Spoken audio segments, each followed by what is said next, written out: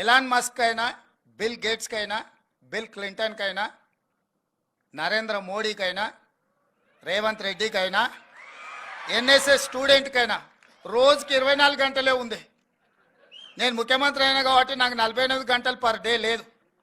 నరేంద్ర మోడీ గారికి కూడా 48 గంటలు లేదు. ఎలాన్ మస్క్ కూడా డ్రైవర్లెస్ కార్ కనిపెట్టిన వాళ్ళకు, ఇంజనీర్ కూడా 24 అవర్సే.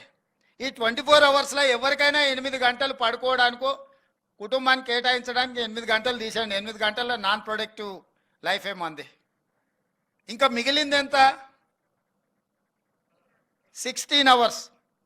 ఈ 16 గంటల్ని ఏ వర్టికల్ కింద మీ లైఫ్ను డిజైన్ చేస్తారో, డిఫైన్ చేస్తారో, ఫోకస్ చేస్తారో, ఆ 16 గంటలలో మీరు చేసే పనిని బట్టి మీరు ఒబామా కావచ్చు, మీరు బిల్ గేట్స్ కావచ్చు, బిల్ క్లింటన్ కావచ్చు, నరేంద్ర మోడీ కావచ్చు, రేవంత్ రెడ్డి కావచ్చు, లేకపోతే జితేందర్ శ్రీనివాస్ రెడ్డి కావచ్చు. ఈ 16 గంటలలో మన లైఫ్లో మనం ఏం పని చేయాలనుకుంటున్నాం అనే దాన్ని బట్టి మనం ఏమవుతామో డిసైడ్ అవుతుంది. అది కూడా పర్టికులర్గా 16 ఏళ్ళ నుంచి 25 ఏళ్ళ లోపల మనం వేసుకున్న రోడ్ మ్యాపే మిగతా లైఫ్ అంతా పనికొస్తుంది. 16 ఏళ్ళ నుంచి 25 ఏళ్ళు నాకు యంగ్ ఏజ్ వచ్చింది కాబట్టి చాలామంది పిల్లలు అంటారు నాకు కొంచెం స్పేస్ కావాలా, నేను కొంచెం ఎంజాయ్ చేయాలనుకుంటున్నా అని. ఈ 16 ఏళ్ళ నుంచి 25 ఏళ్ళ వరకు ఎంజాయ్ చేసిన వాటికి ఆ తర్వాత చేయడానికి ఏమి ఉండదు.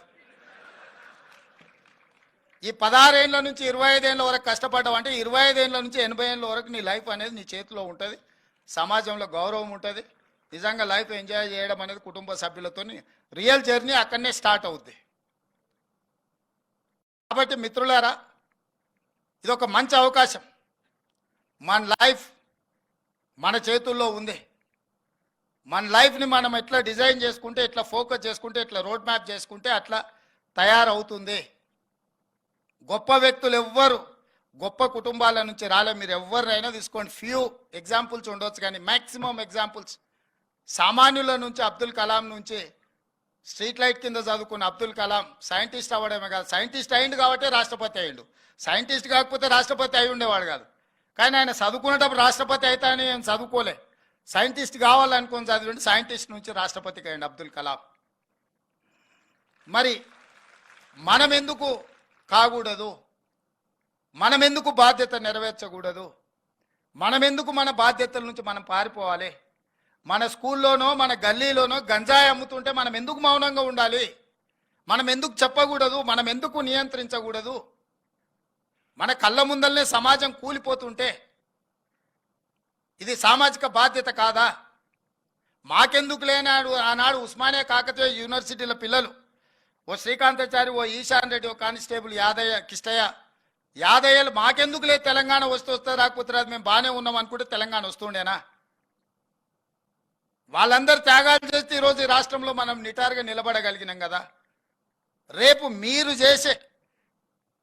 చేసే మారల్ పోలీసింగ్, మీరు చేసే ఫిజికల్ పోలీసింగ్ రేపు మన భవిష్యత్ తరాలకు మంచి బాటలు వేస్తాయి. తప్పకుండా ఇక్కడికి వచ్చిన మా పోలీసులే కాదు, వీడికి వచ్చిన ఎన్ఎస్ఎస్ పిల్లలు కూడా ఆ పోలీసుల కంటే ఏమాత్రం తక్కువ కాదని నేను చెప్పదలుచుకున్నా. ఇప్పటి వరకు గుడ్ టచ్ బ్యాడ్ టచ్ కానీ, ట్రాఫిక్ స్ట్రీమ్ లైన్ కానీ, అదర్ ఇష్యూస్ ఏవైతే అధికారులు చెప్పినరో వాటితో పాటు నేను చెప్పేది నైతిక విలువల్ని పెంపొందించాల్సిన అవసరం ఈ సమాజంలో ఉంది. నైతిక విలువల్ని బోధించే తాతలు, అమ్మమ్మలు, నాయనమ్మలు లేకపోవడం మనకు ఒక లోపము. ఆ లోపాన్ని సరిదిద్దుకోవాలంటే మనందరం బాధ్యతాయుతంగా వ్యవహరించాలని మీకు అందరికీ తెలియజేస్తూ సెలవు తీసుకుంటున్నాం మిత్రులారా.